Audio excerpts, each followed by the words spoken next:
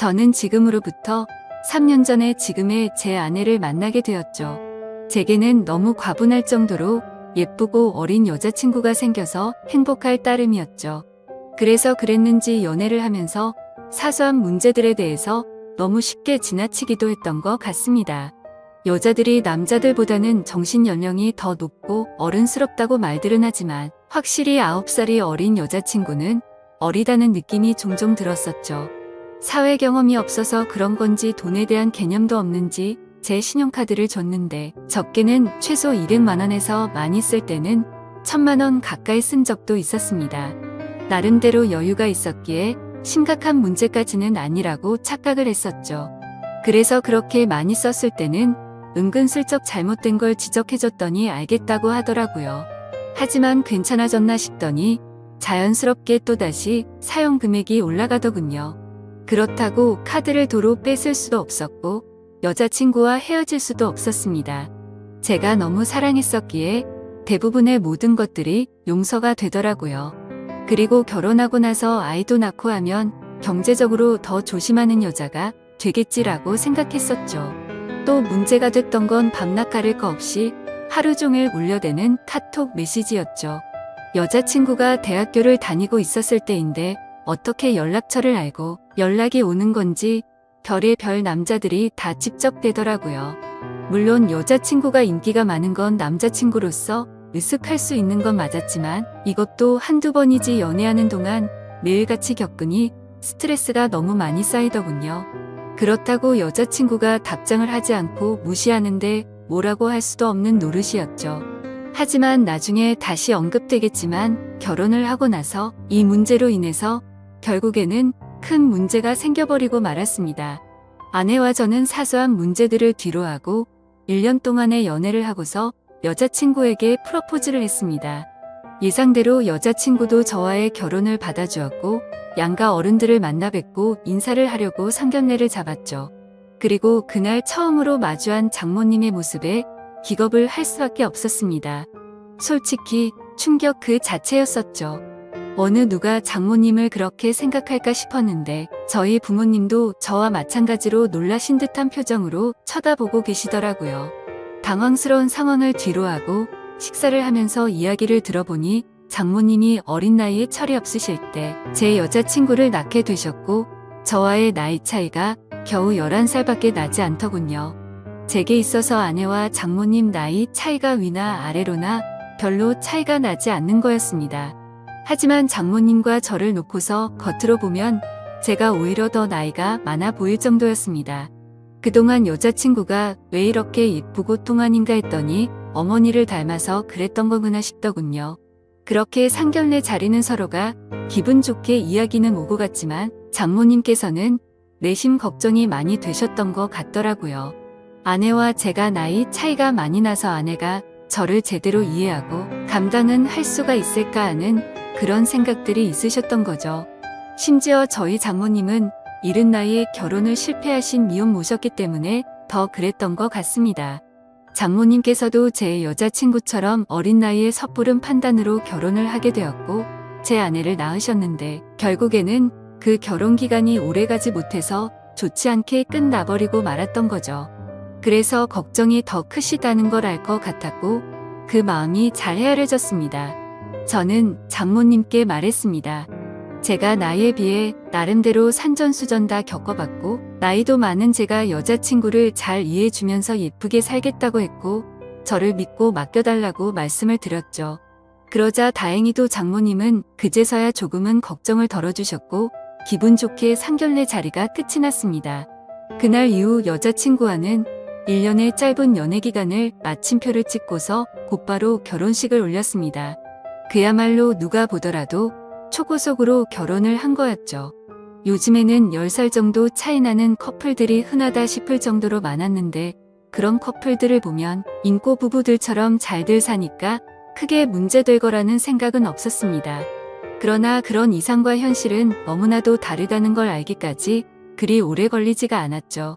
처음에 1년 동안은 다른 사람들과 다름없이 행복하게 잘 지냈습니다. 하지만 결혼 전부터 문제였던 다른 남자들의 연락이 문제였던 거죠. 함께 지내다 보니 잠이 막 들려고 하다가도 새벽에 울리는 휴대폰 소리에 깨는 경우가 생기다 보니 짜증이 났습니다. 그것도 급한 연락도 아니고 별것도 아닌 걸로 유부녀에게 추근덕대는 남자들의 연락이니 당연히 화가 날 문제가 아닐까요? 솔직히 결혼을 하게 되면 이런 문제가 없을 거라고 생각을 했고 여자친구도 단호하게 잘 거절할 거라고 생각을 했습니다. 그래서 지나가는 말로 몇 번을 말해봤었는데 소용이 없더라고요. 휴대폰 연락처를 바꾸라고 하면 어릴 때부터 쓰던 번호라서 그럴 수가 없다고 했고 개인적으로 하는 소셜 계정이라도 없으면 덜하지 않겠냐고 하니까 그러기가 싫다더군요. 왜 가정주부가 그런 것까지 굳이 하려고 하는 건지 물어보니 어린 나이에 시집와서 이런 거라도 안 하면 우울증이 올 것 같다더라고요. 아내의 그 말이 너무나도 황당했습니다. 결혼 전에는 또래 친구들이랑 놀기 싫고 빨리 결혼해서 화목한 가정을 이루고 싶다더니 말이죠. 심지어 정말 다른 사람들과 비교했을 때 부족할 거 전혀 없게 다 해줬다고 생각했는데 너무 큰 배신감이 들었습니다. 저는 아무리 많이 벌어도 한 달에 300만 원을 쓸까 말까인데 아내는 한 달에 평균 700만 원은 넘게 쓰면서도 우울할 수가 있는 거구나 싶더군요. 그래서 그냥 사소한 다툼으로 문제를 키우기 싫어서 그냥 넘어가려고 마음을 먹었습니다. 그나마 바람이라도 피지 않는 게 어디겠냐라며 생각을 하고 참았었는데 제가 너무 멍청했던 거죠.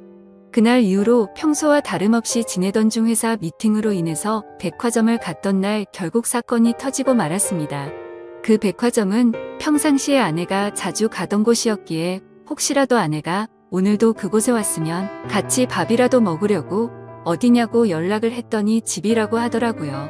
그래서 알겠다고 대답을 하고 나서 백화점 직원과 회의를 시작했고 1시간 정도 뒤쯤 회사로 가려고 하는데 익숙한 모습이 보이더군요. 혹시나 하는 마음에 자세히 보니 제 아내가 맞았습니다. 그것도 옆에는 누가 봐도 잘생기고 키가 큰 훈훈한 젊은 남자와 말이죠. 순식간에 피가 거꾸로 솟는 기분에 당장 뛰어가서 난리를 치고 싶었지만 옆에는 미팅을 같이 한 백화점 직원과 제 회사 직원이 있었기에 그럴 수가 없었습니다. 저는 두 사람에게 급한 일이 생겼다고 말하고는 자리를 피해서 조용히 아내를 뒤따라갔죠. 일단 제가 오해를 하는 걸 수도 있고 나중에 혹시라도 모른다는 마음의 증거를 확보하려고 사진을 찍었습니다. 제발 제가 착각하는 거라고 믿고 싶었지만 그런 바램은 이루어지지가 않더군요. 잠깐 동안 따라다녔지만 마치 연인처럼 팔짱을 끼는가 하며 남자 신발부터 시작해서 화장품이며 옷을 사서는 죄다 그 남자에게 선물을 하고 있더라고요. 그것도 제가 열심히 일해서 번 돈으로 말이죠. 그동안 제 것을 종종 사왔기에 카드 내역을 보면서도 단 한 번도 의심을 해본 적이 없었습니다. 그렇게 아내와 그 남자는 백화점 쇼핑을 마치더니 겁을 상실해버린 건지 너무나도 자연스럽게 팔짱을 낀 채로 엘리베이터로 향하더군요. 솔직히 그때 많은 고민을 했습니다. 분노가 머리 끝까지 치밀어 올라서 당장 달려가서 난리를 칠까도 생각했지만 이혼을 해야겠다라는 생각이 들었기에 억지로 참으면서 따라갔습니다. 다행인지 아닌 건지는 참 모르겠지만 그 둘은 다른 연인들처럼 데이트를 하는 것 같더니 밥을 먹고서 각자 헤어지더군요.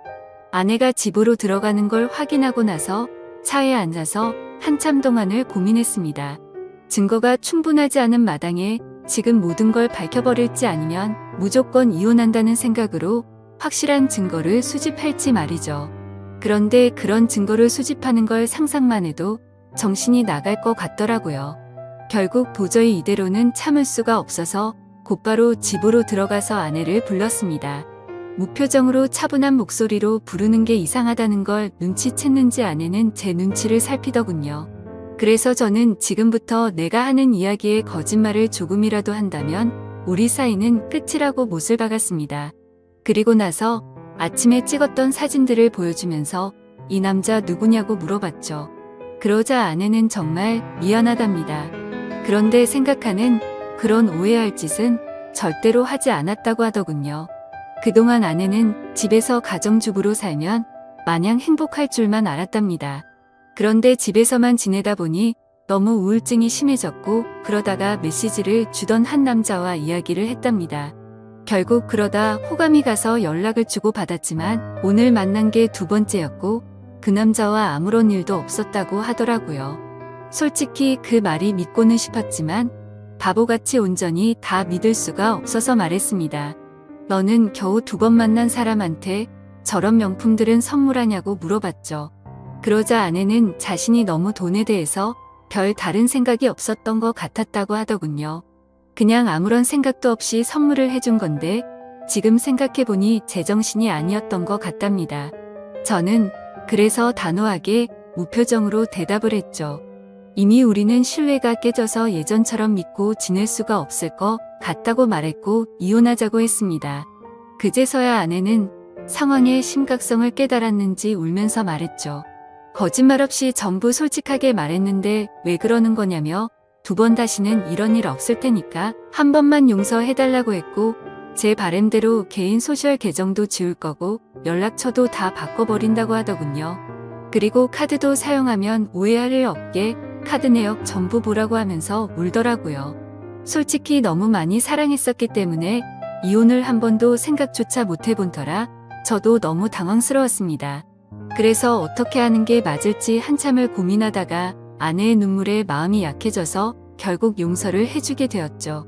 그래도 그날부터는 많은 부분들이 달라지기 시작했습니다. 아내는 약속했듯이 번호도 바꾸고 소셜 계정도 지워버렸고 지나친 카드 사용도 줄어들었죠. 그리고 우울한 마음을 없애고 요리를 배울 거라며 장모님 댁을 자주 왕래하더라고요. 하지만 그런 모습에도 불구하고 제 깊숙이 자리 잡은 의심은 절대로 사라지지가 않았습니다. 아내의 말대로 장모님 댁을 가는 게 맞는지 몰래 따라가 본 것도 수차례였으니 말이죠. 아무튼 그렇게 겉으로는 아무렇지 않은 척 생활을 하던 중 아내는 임신을 하게 되었습니다. 그 소식을 듣고부터는 아내에 대한 의심도 많이 줄어들었던 것 같고 예전처럼 아낌없이 잘 대해줬죠. 그리고 날이 갈수록 평소에도 장모님을 잘 따르던 아내는 신체적인 변화들이 생겨나자 그 이전보다도 더욱 많이 장모님을 찾았고 아내가 장모님 댁을 가는 횟수보다도 장모님께서 저희 집으로 찾아오시는 경우가 더 잦아지셨습니다. 저희 집과 장모님 댁은 대중교통을 이용하게 되면 비교적으로 가까운 거리여서 장모님은 이른 아침에 저희 집으로 찾아오셔서 제 저녁까지 챙겨주셨습니다. 뭔가 기분이 참 묘하더라고요. 무슨 미모의 여배우가 와서 밥을 차려주는 기분인데 장모님은 음식 솜씨도 너무 훌륭하셨죠. 저는 그렇게까지 해주시는 장모님을 보면서 늘 감사했습니다. 그렇게 하루하루를 지내다 보니 아내가 임신 8개월이 넘었을 때부터 우리 부부는 갑자기 싸움이 잦아졌습니다. 제가 아내를 예전처럼 잘 대해줘서 그런 건지 아내의 본성이 다시 나오는 건가 싶은 그런 기분이었죠.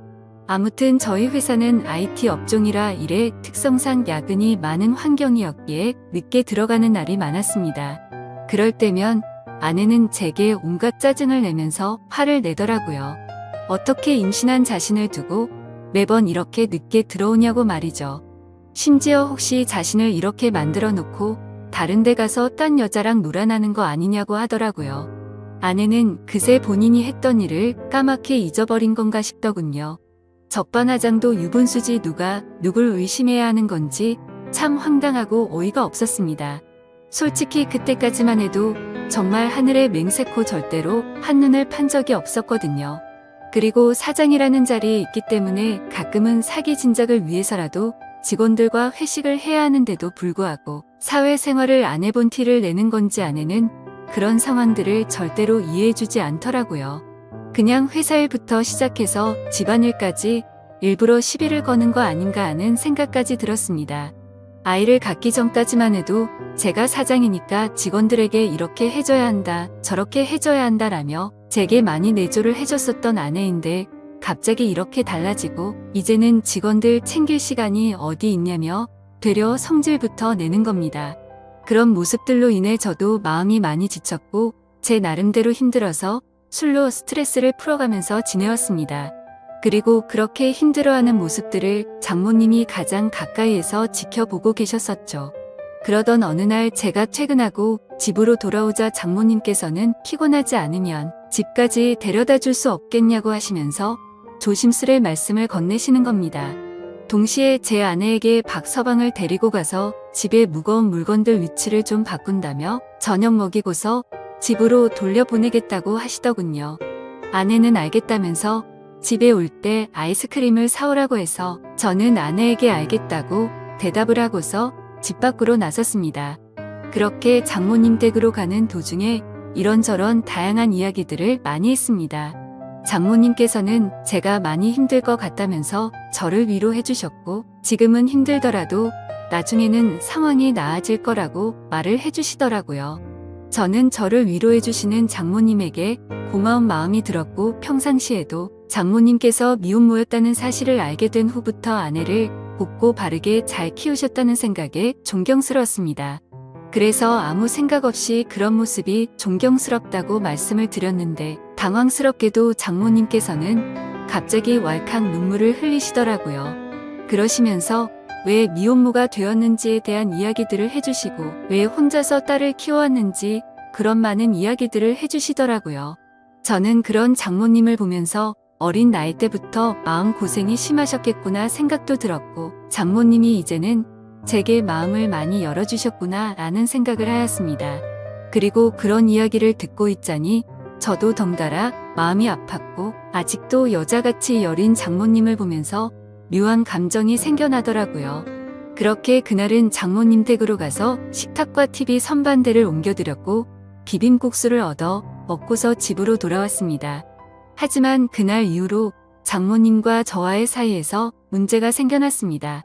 점심에 매일 밖에서 음식을 사서 챙겨 먹는 걸 말씀드렸는데 그런 저를 안쓰럽게 생각해 주셨는지 장모님은 매일같이 도시락을 직접 싸서 제게 가져다 주셨습니다. 장모님은 딸애 보려고 집에 가는 길에 들려서 주는 거라고 말씀하셨지만 제가 운영하는 회사는 저희 집과는 버스로 3정거장 더 멀리 떨어져 있었습니다. 그래서 처음에는 장모님의 수고스러움에 부담스러운 마음도 있었지만 어느 순간부터는 장모님과 점점 더 가까워졌고 그런 일상들이 당연하게 여겨지더군요. 그러다 보니 오늘은 무슨 반찬을 갖다 주실까라는 생각도 하고 저도 모르게 장모님을 기다리고 있더라고요. 그리고 그런 나날들을 보내다 보니 경비실에 계신 분들과 청소하는 분들이 사모님이 이렇게 정성스럽게 도시락을 매일 갖다 주시냐며 사모님이 연예인처럼 미인이시다라고 하시더군요. 아마도 주변 분들이 볼 때는 당연히 부부 사이라고 봤을 것 같습니다. 장모님의 외모는 너무 동안에다가 저와 나이 차이도 많지 않았고 미모도 연예인처럼 훌륭하셨으니까요. 심지어 어떤 장모님이 이렇게 매일같이 도시락을 싸서 직접 갖다 줄 거라고 상상이나 할까요? 저는 아내와 연애할 때부터 결혼해서까지 이렇게 따뜻한 배려를 받는 건 처음이었고 정말 아내와 장모님의 행동이 비교가 되면서 뭔가 모를 마음이 들더라고요. 아무튼 그렇게 시간은 흘러갔고 저와 아내 사이에서 아이가 태어났습니다. 하지만 믿음이 깨지지 않을 거라고 수천 번을 생각했지만 그때부터 또다시 의심이 커져갔죠. 누가 보더라도 아이의 생김새가 아내도 닮지 않았고 저와도 너무나도 달랐기 때문입니다. 물론 조금 더 커봐야 알 수 있다고는 하지만 의심보다는 확실한 게 좋다고 생각을 했고 저는 조용히 유전자 검사를 의뢰하게 되었죠. 그렇게 아내는 아무것도 모른 채 아이를 낳고 산후조리원에 있었고 그동안 저는 혼자서 집에 있어야 했습니다. 아내의 몸이 약한 편이라 남들보다 더 길게 해서 3주 동안 그곳에서 지내기로 했고 그러면 그 오랫동안 제가 밥도 제대로 못 챙겨 먹겠고 살림도 제대로 안 되겠다며 장모님과 아내가 말하더군요. 그렇게 여차저차 아내가 퇴원하고 집으로 돌아올 때까지 당분간은 장모님께서 저희 집에서 생활을 하시기로 했습니다. 유전자 검사 결과가 나오기까지 비밀로 하기 위해서 평상시와 다름없이 행동했습니다. 첫째 날에는 산후조리원에서 밤 늦게까지 있다가 집으로 돌아와서 별 다른 일이 벌어지지 않았는데 둘째 날에는 결국 일어나서는 안 될 일이 벌어지고야 말았습니다. 그날은 첫째 날보다 일찍 집으로 들어갔는데 장모님이 민소매에 굉장히 짧은 반바지에 편한 차림으로 청소를 하고 계시는 겁니다. 그 모습을 보는 순간 저는 정말 깜짝 놀라버렸습니다. 사실 말이 장모님이지 40대 초중반의 장모님은 밖에서 보면 어느 남자들이나 뒤돌아 볼 만큼 미모가 훌륭했고 관리를 잘하셔서 20대 못지않은 몸매셨죠. 장모님이 아니라 다른 여자였다면 이렇게 놀라지도 않고 아마도 계속 몰래 쳐다보았을 정도입니다. 하지만 장모님의 그런 광경을 보기에는 너무 부담스러웠고, 그렇다고 또 장모님을 보고 옷 좀 단정하게 입어주시면 안 되겠습니까? 라고 하기에는 너무 버릇이 없던 거였죠. 결국 저는 조심스럽게 놀란 마음을 진정시키고 눈을 돌린 채 얼른 제 방으로 들어갔습니다. 그렇게 장모님은 집 여기저기를 한참 청소를 하시더니 저녁 식사를 차릴 테니 얼른 씻고 나와서 식사를 하라고 하시더군요. 그렇게 저는 샤워를 하러 들어갔고 장모님과 단둘이 집에 있는데 이렇게 샤워를 하고 있자니 뭔가 기분이 묘하고 기분이 싱숭생숭하고 묘한 생각이 들기까지 하더라고요. 저는 샤워를 마치고 장모님과 저녁 식사 자리를 가지면서 밥을 먹고 있었습니다. 장모님은 그동안 딸이 임신하고부터 아내가 그동안 저에게 했던 행동들에 대해서 이해해 주라면서 미안하다고 사과를 하시더라고요. 저는 충분히 이해한다며 걱정 말라고 말씀을 드렸고 장모님과 저는 그렇게 이런저런 얘기를 나누면서 식사를 하고서 맥주를 한잔하였습니다. 한 병이 두 병이 되고 두 병이 세 병이 되고 점점 마시다 보니 장모님과 저는 금세 술에 조금 취하게 되면서 그때 이미 저희 둘 사이의 아내의 존재는 서서히 흐려지기 시작했습니다. 마치 오래 만나온 이성 간의 친구처럼 장모님이 점점 더 예뻐 보였고 기분이 좋아졌습니다. 어쩌면 아내와 매번 느끼고 지내던 세대 차이를 장모님과는 전혀 느껴지지 않았고 그렇게 긴 대화를 주고받았던 것 같습니다. 냉장고에 있던 맥주들도 다 동이 나게 되었고 오래간만에 술이라 뭔가 부족하더군요. 그때 눈에 띈 건 진열대에 놓여있던 양주였고 그 양주를 열면서부터 저희 둘의 경계선도 열리게 되었습니다. 40대 초중반의 나이의 얼굴은 30대 못지않고 또 몸매는 20대도 부럽지 않을 만큼의 장모님은 누가 봐도 관리를 잘했기에 그동안 저도 몰래 키워왔던 제 마음이 저도 모르게 생겨나기 시작했습니다. 술에 잔뜩 취해버려서 식탁에 엎드려 자고 있는 장모님을 보고 있는데 정말 피부가 뽀얗고 잡티 하나 없이 너무 예뻐 보였습니다. 그래서 저도 모르게 아내가 아니라 장모님을 만났으면 어땠을까요? 라고 했고 잠들어 있는 장모님을 앞에 두고 모든 사실을 터놓고 하소연을 했죠. 결혼 후에 아내에게 있었던 일에 대해서 말을 했고 믿음이 없어졌다는 사실과 장모님의 행동들이 너무 설레어서 이제는 내 감정과 마음을 모르겠다는 말을 했습니다. 그리고 결정적으로 유전자 검사를 했다는 사실까지 말을 해버린 거죠. 그 말을 꺼내고 나서는 아차 싶어서 봤지만 아무런 미동조차 없는 장모님을 보면서 안심을 했고 더 이상 실수를 해서는 안 되겠다 싶어서 방으로 들어가서 잠을 잤습니다. 그리고 다음날 일어나서는 사위로서 해서는 안 되는 말과 유전자 검사를 했다고 말한 기억이 들면서 깜짝 놀랐습니다. 혹시나 하는 마음에 얼른 거실로 나가보니 장모님은 전날에 술을 너무 마셔서 기억이 없다면서 정리가 안 된 술자리를 정리하고 계시더군요. 저는 속으로 한숨을 내쉬며 한편으로는 다행이라고 안심하면서 어색하지 않은 티를 내려고 TV를 봤습니다. 그날은 아내 출산으로 인해 회사를 쉬고 있어서 집에 있었는데 점심때가 다 되어서 장모님은 아내에게 다녀온다며 집 밖으로 나가셨습니다. 그래서 저는 조금은 편안해진 마음으로 조금 더 쉬고 있었습니다.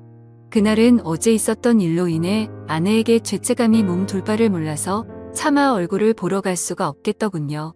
그렇게 저는 반성을 하면서 집에서 있었고 시간은 자정이 다 되어갔습니다. 아무래도 장모님께서는 아내와 같이 있으려나 보다 하고서 잠자리에 들려고 방에서 누워있는데 문 여는 소리가 들리더니 장모님이 자정이 조금 넘어서 집으로 들어오시더군요.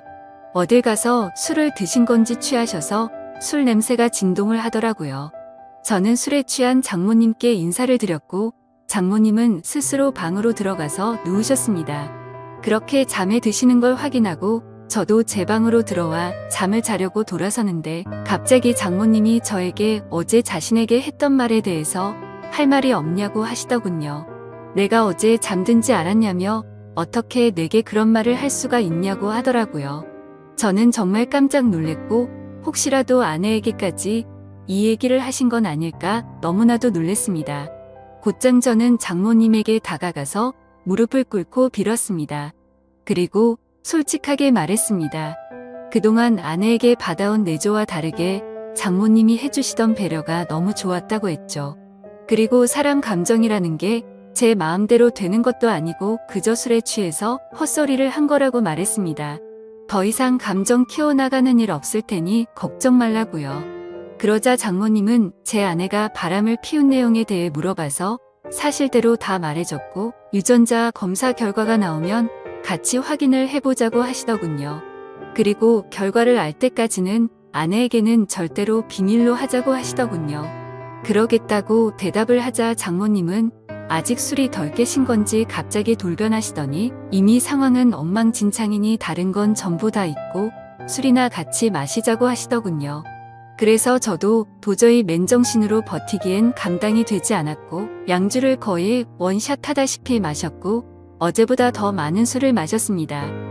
그러던 중 장모님은 자신에게 느꼈던 감정이 진심이냐고 물어봤고 저는 장모님에게 그동안 느꼈던 고마움과 감정들에 대해서 솔직하게 말씀을 드렸죠. 그러자 장모님도 이런 감정은 처음 든다고 하시면서 딸애가 어쩌다 저렇게 된 건지 자신이 어릴 때 실수를 해서 자신의 청춘도 다 날리고 인생을 다 망친 것 같다면서 눈물을 흘리시더라고요.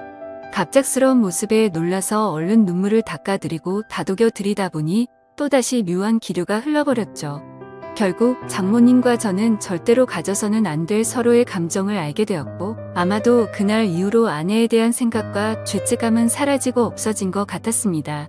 그렇게 며칠이 지나고 나서 유전자 검사지를 받아본 결과 정말 불행하게도 제 친자식이 아니더군요. 곧장 장모님께 이 사실을 알렸고 제가 드는 생각과 감정에 대해서 솔직하게 다 말해줬습니다. 결국 아내와는 협의 이혼을 하게 되었고 지금 당장은 장모였었던 그녀와 저는 서로의 감정을 잘 알고는 있지만 쉽게 연인이 될 수는 없는 상황이네요. 결국 앞으로는 이 상황들이 어떻게 전개될지는 저도 잘 모르겠습니다. 어떻게 해야 할까요? 감사합니다.